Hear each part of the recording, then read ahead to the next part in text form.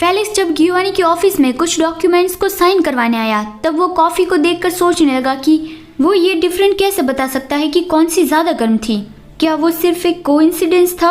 वो काफी सारी चीजें ऑब्जर्व करता रहता है, तो शायद गियोवानी ने चीफ की बॉडी लैंग्वेज को समझ के ही एक कॉफी चूज कर ली होंगी। लेकिन अगर ऐसी बात नहीं है तो फिर उसका सिर्फ यही रीजन हो सकता है कि वो टेम्परेचर के बीच डिफरेंट बता सकता है। नहीं, अगर ऐसी बात होती तो वो मुझे जरूर ही ये बता देता। ऐसा तो कोई रीजन ही नहीं है कि वो मुझसे इस बात को छुपाए। मैं कुछ ज्यादा ही सोच रहा हूँ। वो सच में सिर्फ एक इत्तेफाक ही होगा। वो ये सब कुछ सोच रहा था तब गियोवानी उसे किस करता है और कहता है, मैं कब से तुम्हारा नाम बुला रहा था लेकिन तुम तो कोई रिस्पॉन्स ही नहीं दे रहे थे। आखिर तुम क्या सोच रहे थे? फेलिक्स कहता है, नहीं मैं कुछ नहीं सोच रहा था।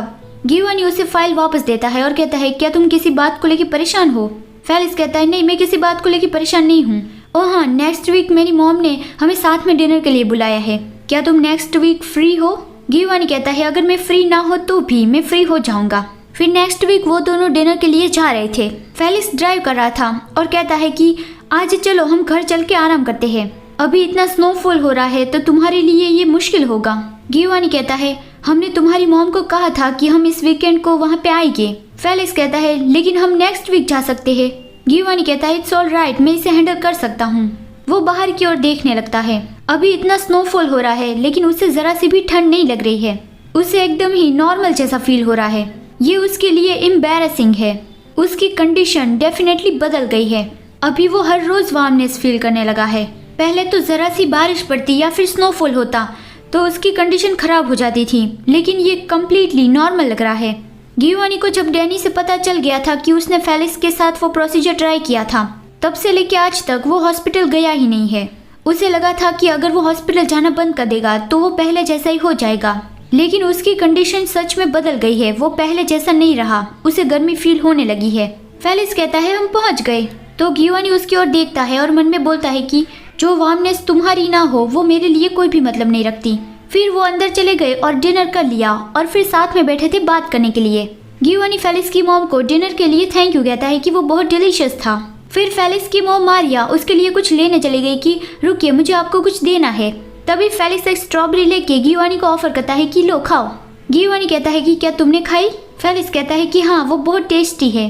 केटी ये लवली डवली सीन देख रही थी और कहती है, लगता है कि तुम कम्प्लीटली मेरे और मॉम के बारे में तो भूल ही गए हो फेलिक्स। मुझे याद है तुम मेरी भी इसी तरह से ही केयर करते थे। इसकी वजह से अब मुझे बहुत सैड फील हो रहा है। फेलिक्स कहता है, नहीं केटी ऐसी बात नहीं है। लेकिन गियोवानी कहता है, अब तो कुछ नहीं हो सकता। लगता है कि फेलिक्स अब से सिर्फ मेरा हो गया है। सही कहा ना फेलिक्स, तुमने खुद ही अपने मुंह से कहा था कि तुम सिर्फ मेरे हो। फेलिक्स कहता है, वो क्योंकि तुमने मुझे फोर्स किया था। तभी मारिया गियोवानी के लिए गिफ्ट लेके आ गई, क्योंकि उसे फेलिक्स से पता चला था कि उसका बर्थडे नजदीक ही है। उसे हर बार गियोवानी से गिफ्ट मिलते ही रहते हैं, तो इस बार वो गियोवानी को गिफ्ट देना चाहती थी। और केटी के पास था गियोवानी के लिए एक मास्टरपीस, फेलिक्स की बचपन की बहुत सारी फोटोज। गियोवानी वो सारी फोटोज देखकर कहता है, ये आज तक का मेरा सबसे बेस्ट गिफ्ट है। तभी मारिया ने एक फोटो देख ली और उसे याद आ गया कि यहाँ रहने आने से पहले हम किसी दूसरी जगह पे रहते थे। ये उस वक्त की फोटो है। तब फेलिक्स बहुत छोटा था और उससे एक हॉन्ग से पहली नजर में ही प्यार हो गया था। यहाँ तक कि उसने उससे शादी करने के लिए भी पूछा था, लेकिन फिर दूसरे दिन उसे वो हॉन्ग नहीं दिखा तो वो बहुत ज्यादा रोया था। फेलिक्स एम्बैरस हो गया कि मॉम अभी आप ये सब क्यों बता रही है। लेकिन केटी भी हंसती हुई कहती है कि तो फिर क्या सच में वो फेलिक्स का फर्स्ट लव था? गियोवानी भी फेलिक्स को कहता है कि तुम उससे सच में बहुत ज्यादा प्यार करते होंगे कि उसके जाने पर तुम इतना ज्यादा रो रहे थे। फेलिक्स कहता है, मुझे तो वो याद भी नहीं है, सिर्फ मॉम बताती है इसीलिए मुझे ये स्टोरी पता है। फिर गियोवानी बाकी की फोटोज के बारे में भी मारिया से पूछने लगता है कि इस फोटो के पीछे क्या स्टोरी है। और ऐसे ही वो लोग लंबी देर तक बातें करते रहे।